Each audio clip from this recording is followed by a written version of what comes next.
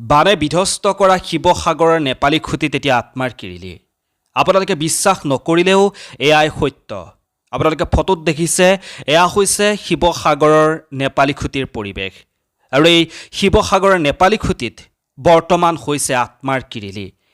কেইদিনমান আগলৈকে নদন বদন এখন গাঁও আছিল এই নেপালী খুঁটি, কিন্তু বৰ্তমান সেই নেপালী খুঁটিৰ সেই গাঁওখন এতিয়া সম্পূৰ্ণৰূপে বিধ্বস্ত। তাত কেৱল চাৰিওফালে মৰাশৰ গোন্ধ।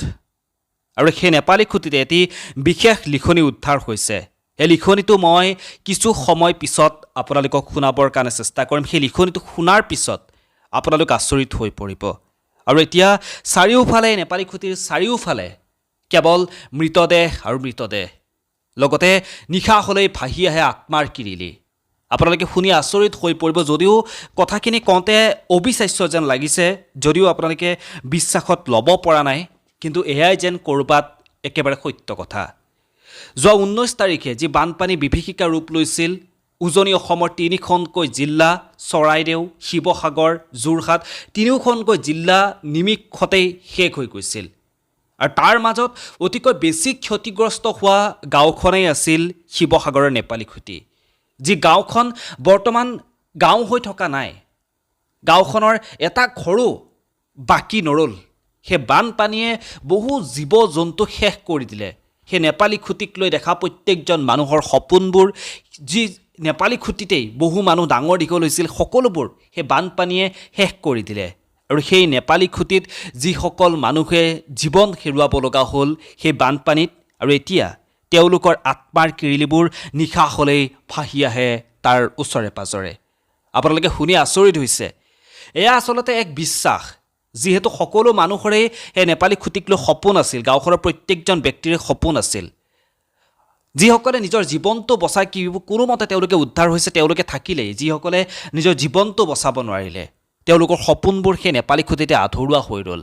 আৰু সেই নেপালী খুঁটিতেই এতিয়া তেওঁলোকৰ আত্মাবোৰে যেন ক'ৰবাত কিৰিলিয়াই উঠিছে, ক'ৰবাত যেন চিঞৰিছে।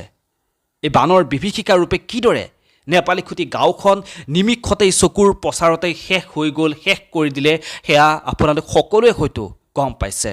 আৰু এতিয়া মই আপোনালোকক সেই লিখনিটো শুনাব বিচাৰিছোঁ, যি লিখনি মই আপোনালোকক শুনোৱাৰ পিছত আপোনালোকৰ গাৰ নোম শিয়ৰি উঠিব।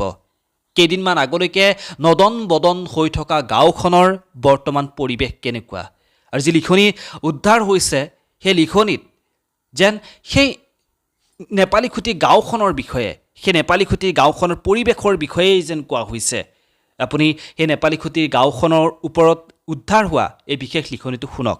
এই লিখনিটো লিখিছে টুটুমণি গগৈয়ে। মই লিখনিটো আপোনালোকক শুনাব বিচাৰিছোঁ। লিখনিটো শুনি আপোনালোকে মতামতসমূহ জনাবলৈ একেবাৰে নাপাহৰিব।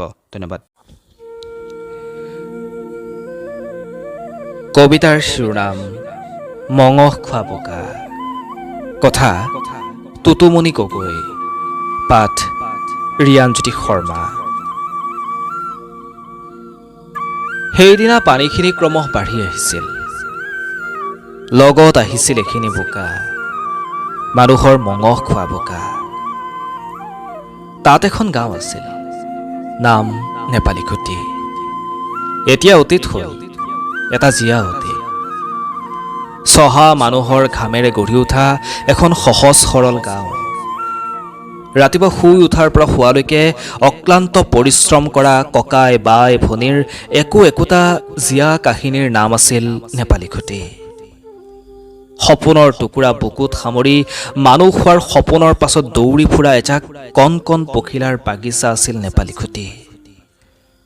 স্বৰ্গদেউৰ হেঁপাহৰ শিৱসাগৰৰ আজি অসুখ। গাঁওখনৰ ইমূৰৰ পৰা সিমূৰলৈ এতিয়া মাথো মৰিষাৰ নিস্তব্ধতা। বোকাৰ গোন্ধ মোৰ প্ৰিয় আছিল, এতিয়া ভয় লাগে।